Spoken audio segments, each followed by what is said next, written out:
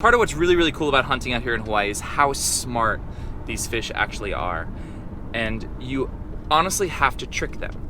There's no, I see a fish, I'm gonna swim after it, now I'm gonna shoot it. Like, that never ever works out here. You have to hide and then attract that fish to you, which is so cool on every single dive to have to trick these fish.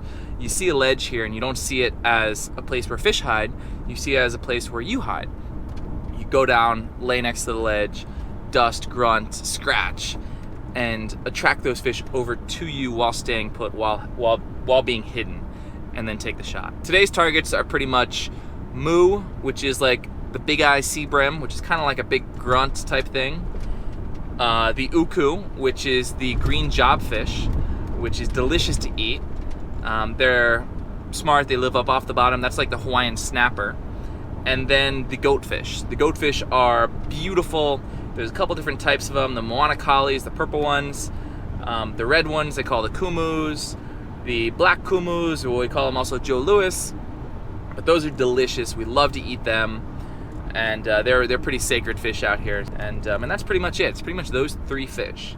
If we see any octopus or taco in Hawaiian, we'll take those. I know Justin's looking for a few for dinner tomorrow. And yeah, we'll see what else we can find out here.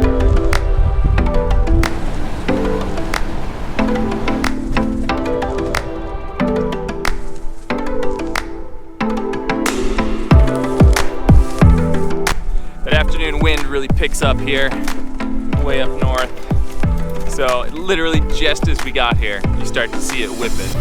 Starting to put whitecaps out right on the deep ledge where we're gonna dive. So we shall see. It's going to be interesting.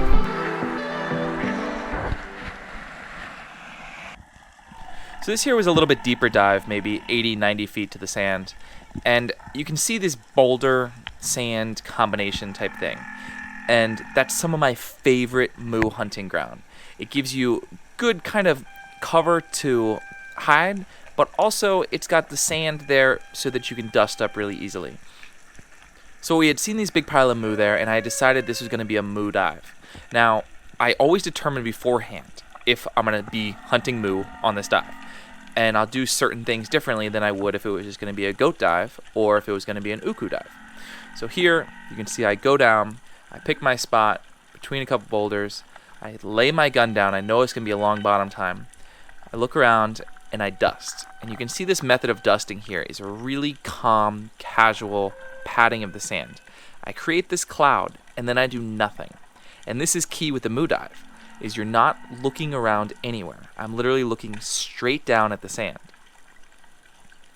Now I sit there and I look straight down at the sand and I count to like 10, 15 seconds, and then you saw that hand come up, and that hand is actually in front of my eyes.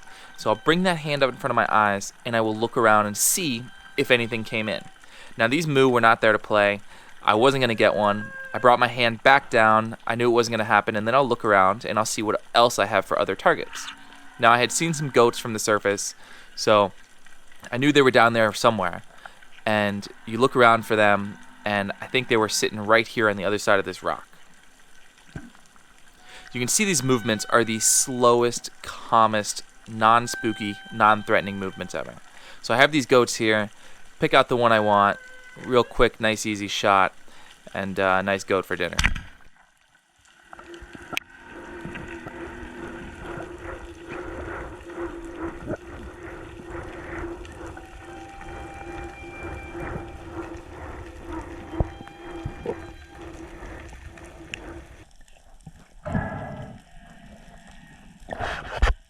And that right there is why they call them goatfish. Deepest taco, Jay Lee. 98 feet. 92 feet? 92. That's epic. You guys missed it, but he just bit it to kill it. Very Hawaiian style.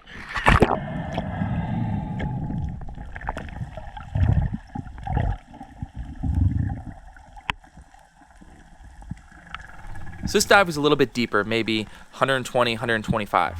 I'm cruising down so slowly, which is key on these deeper dives. Now, here in a second, you'll see me start to rotate. Now, that rotation is simply me kicking one fin just a little bit to the edge. I just tweak my fin while I'm in sink phase, and it gives me this nice, gentle twirl. This twirl allows me to see anything around me, and if there's a certain direction I want to face. A lot of times I haven't decided which direction I want to face yet until I get to the bottom. So that twirl will tell me which way to look, and then I'll set up from there. You can see I always set up on the deeper side of these ledges, just off to the side of it, and then I'll kind of look around, see what comes in. I'll have some dusting going on almost every single dive. You can see that collie there is out there and that big uhu. Again, I'm not looking for uhu today. I really want that goat to come in. Now, any kind of movements you make on the bottom have to happen. Like, they're required sometimes, like this. And if you do it slowly, you can get away with it, just like this. And you can see I'm sitting on my butt as I turn, which is kind of the most casual way to turn. I'm shooting a 120, so I really don't want to shoot it in the rock. And as soon as he came up over that thing, I got a nice stone shot on him there. You can see how beautiful that bottom is there. This is absolutely one of our favorite spots way up north.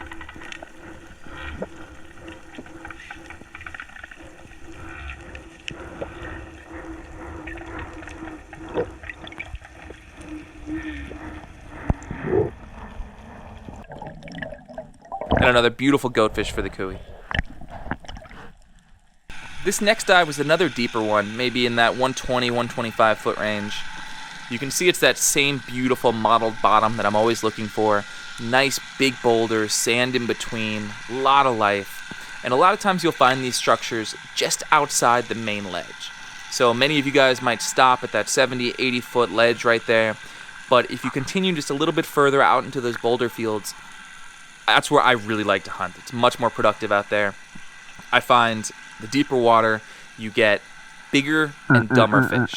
People always ask me, what do you find out there deeper? And it's just the same fish. They're just bigger and dumber. So you can see here a lot of life. I'm looking for that goat again. I think I can see him out here on the outskirts. Tough to tell, but this was a really long dive, maybe in that 2.5, 2:45 dive time range. And I'm just waiting to see what comes in. You can see I'm doing a lot of head movement here. I'm clearly not as relaxed as I am on some of my other dives.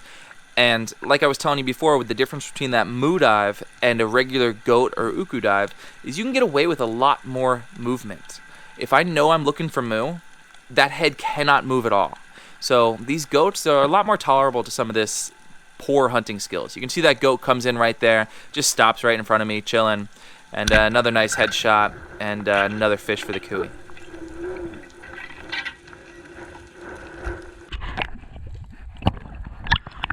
This is Justin Lee diving right here. He's my teammate on Team USA, and I absolutely love any chance we get to dive together. There is so much to learn by watching him hunt, and he's an absolute moo master.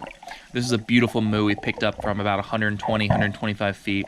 Deep dive, long dive, it was pretty awesome.